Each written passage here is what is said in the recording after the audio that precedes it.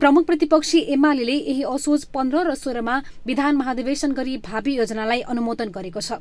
एमाले अध्यक्ष ओलीबाट प्रस्तुत राजनैतिक प्रतिवेदनमा नेकपा एमाले जनताको बहुदलीय जनवाद जबजलाई समाजको समग्र रूपान्तरणको समष्टिगत अवधारणा रूप ग्रहण गरेको अर्थाइएको छ।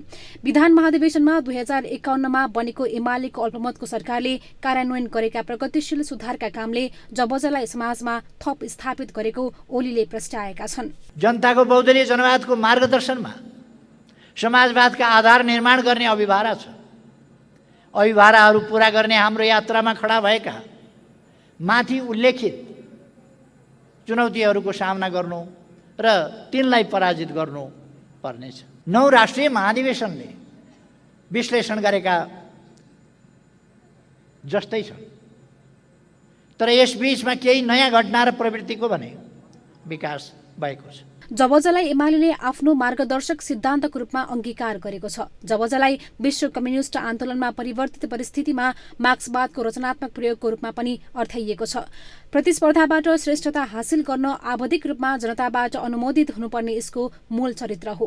14 विशेषता भएको जबजले पार्टीभित्रको लोकतान्त्रिकरणलाई महत्त्वका साथ उठाएको छ। तत्कालीन एमाले महासचिव मदन भण्डारीबाट प्रतिपादित जनताको बहुदलीय जनवाद मौलिक सिद्धान्तको रूपमा भएको एमाले जनहरूको तर्क छ। जबजका 14 विशेषताहरूमध्ये संविधानको सर्वोच्चता पहिलो विशेषता हो। यो सँगै बहुलवादी खुला समाज, शक्ति पृथकीकरणको सिद्धान्त, मानव अधिकारको रक्षा, बहुदलीय प्रतिस्पर्धा, आवधिक निर्वाचन, बहुमतको सरकार र अल्पमतको विपक्ष, कानूनको शासन, जनताको जनवादी व्यवस्थाको सुदृढीकरण पनि जबजको विशेषताहरू हुन्।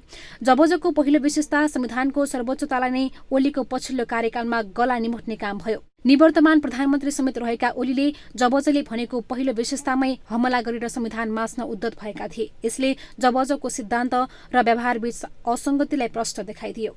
विधान महाधिवेशनमा पनि एमाले आगामी तीनै तहको निर्वाचनमा बहुमत प्राप्त गर्ने महत्त्वकांक्षी रणनीति अघि सारेको छ। अध्यक्ष ओलीको राजनीतिक र महासचिव ईश्वर पोखरेलको सांगठनिक प्रतिवेदन दुवैमा यसलाई समेटिएको छ।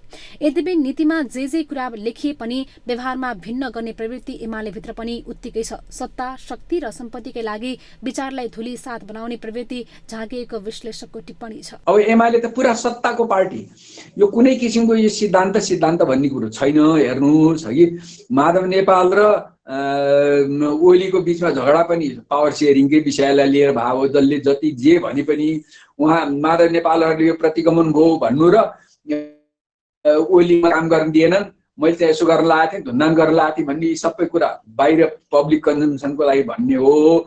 14 बुँदे पनि ती नै हुन्। यो पार्टीका घोषणा पत्र र पछिको काम नमिले जस्तै हो।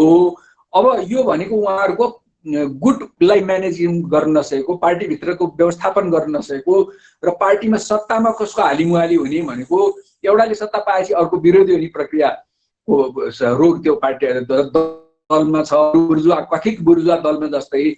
त्यसकारणले त्यो 14 बुँदेको हुने कुनै सान्दर्भिकता म देख्दिनँ। ओली प्रवृत्तिगत समस्याले बहुमत प्राप्त एमाले जबरजस्त सत्ताबाट हुत्याइयो। अहंकार, दम्भ र अलोकतान्त्रिक चरित्रले 41 महिनामै सत्ताच्युत भएको एमाले विधान महाधिवेशन गरेर नीतिगत चर्चा त बटुलेको छ, तर नीति अनुसारको व्यवहार नभएको तीतो अनुभवले एमालेको भावी राजनीति नै यस्तै होला भन्ने अवस्था नभएको पक्का हो।